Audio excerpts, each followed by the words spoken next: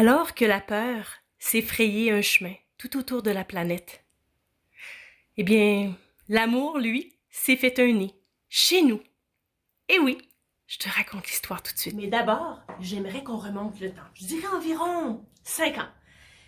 Question que je te présente le personnage principal qui est au cœur de cette belle histoire d'amour. Eh bien, c'est Paco, mon arachloroptère, qui depuis quelques années se faisait un grand plaisir de venir à l'école avec moi.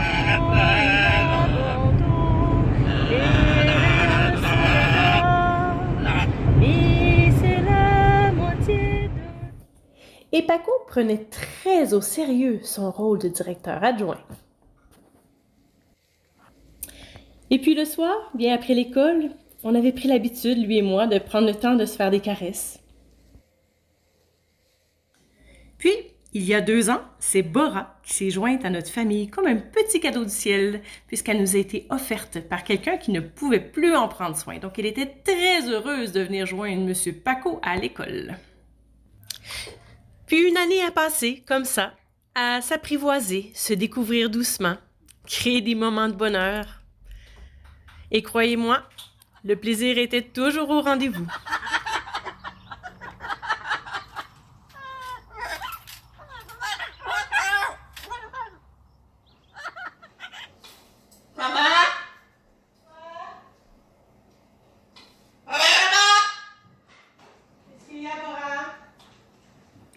Et Bora savait exactement comment avoir notre attention.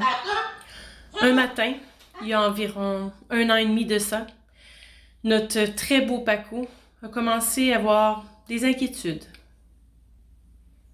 Alors, Paco était heureux à la maison avec sa Bora. Mais le matin, soudainement, il voulait plus venir à l'école. Parce qu'il me disait, c'est « bye, bye ». Ouais, mais je comprenais pas pourquoi. Alors, je partais toute seule, avec Bora. Mais pas question pour mademoiselle Bora de manquer le départ pour venir jouer avec nos jeunes explorateurs. Il y a 1 an et demi, en entrant dans le garage, j'ai constaté que Paco avait changé d'attitude envers moi. Et puis soudain... Non, Paco! Non!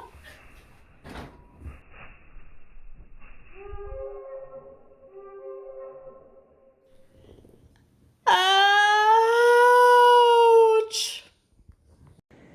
Des morsures comme ça, j'en ai eu pendant environ 1 an et demi. Il y avait tellement de moments de découragement, puis je savais pas quoi faire. Je comprenais pas ce qui se passait avec mon Paco. On avait tellement une belle relation avant. Jusqu'à ce qu'arrive.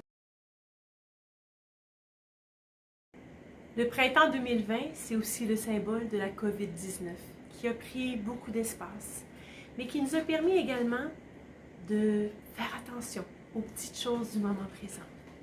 Puis pendant que tout ça s'installait, puis moi j'ai remarqué qu'il se passait quelque chose de spécial avec Bora et Paco. Bora et Paco passaient énormément de temps au nid. Alors j'ai décidé de m'approcher puis aller voir ce qui se passait. Et regardez ce que j'ai découvert. Un œuf! Ah, puis 2 œufs! Oh mon Dieu, 3! Puis enfin 4! Wow! J'étais tellement excitée quand j'ai découvert les œufs, mais j'ai réalisé que j'avais complètement oublié de mettre une caméra au nid. Comment faire pour approcher Paco alors qu'il m'attaquait régulièrement dès que j'approchais sa Bora? Et je devais trouver absolument un moyen et installer une caméra infrarouge pour pouvoir prendre des images en noir. Alors j'ai pris une caméra, je l'ai déposée dans un bol de céramique. J'ai ajouté du poids avec beaucoup de boulons et écrous, puis j'ai enveloppé le tout avec du ruban. Et voilà, ma caméra était prête à déposer au nid. Il fallait que je fasse ça respectueusement et doucement en ouvrant la porte, puis déposer la caméra, puis refermer, pour pouvoir voir les images à distance, sans plus jamais déranger Paco et Bora. Allô? Je suis venue voir s'il y avait les œufs. Il ne me restait plus qu'à ouvrir mon cellulaire à partir de n'importe quel endroit pour pouvoir voir ce qui se passait à l'intérieur du nid. Oh, c'est magnifique!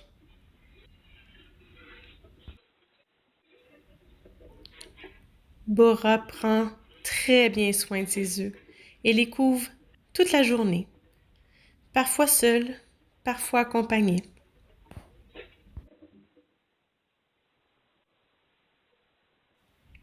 On sent tout l'amour, toute la tendresse que Paco porte à Sabora.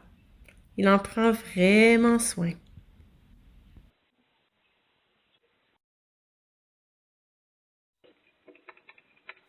On y voit aussi Paco, qui nourrit Bora pour lui permettre de couver et ne pas avoir besoin de sortir du nid. Donc Bora, elle sort une fois le matin, une fois le soir pour pouvoir évacuer ses besoins, manger un petit peu, boire de l'eau.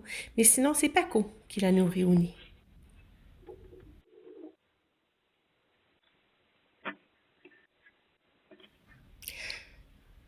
L'amour qu'ils se portent est vraiment, vraiment beau à observer. On voit Paco qui prend plaisir également à recevoir les caresses. Tu te souviens? Avant, c'était moi qui lui faisais sur le divan. Maintenant, c'est Bora. C'est tellement beau, c'est tellement touchant ce qui se passe dans le nid en ce moment. Ça m'a surtout permis de comprendre ce qui s'est passé dans ma relation avec Paco. Au fond, j'ai juste fait une erreur de ne pas respecter ses demandes, qui étaient pourtant claires, je pense, dans son langage à lui. Quand il y a 1 an et demi, il me disait bye. Au fond, ce qu'il me demandait, c'est de partir puis de les laisser tranquilles. Il voulait que je lui laisse Sabora. Alors à ce moment-là, moi, j'ai brisé mon lien de confiance. Et puis, c'est ce que je dois reconstruire en ce moment.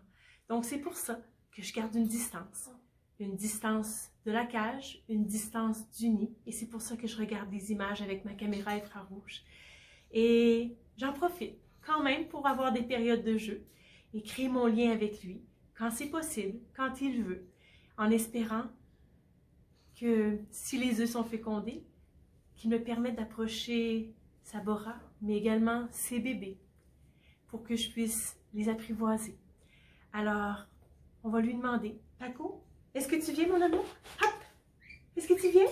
Viens, mon amour. Allô, comment ça va? T'es content?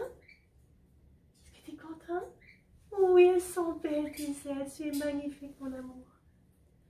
Alors, c'est comme ça qu'on travaille, doucement, hein? Loin du nez. On se parle. On se dit qu'on s'aime. Est-ce que tu dis bye aux amis? Est-ce que tu dis bye à la caméra? Est-ce que tu dis bye? Oh, tu veux leur montrer comment c'est beau? Ah oui, tu es magnifique. Alors voilà, je vous souhaite une belle journée, puis je vous envoie d'autres photos ou d'autres vidéos très bientôt. Bye!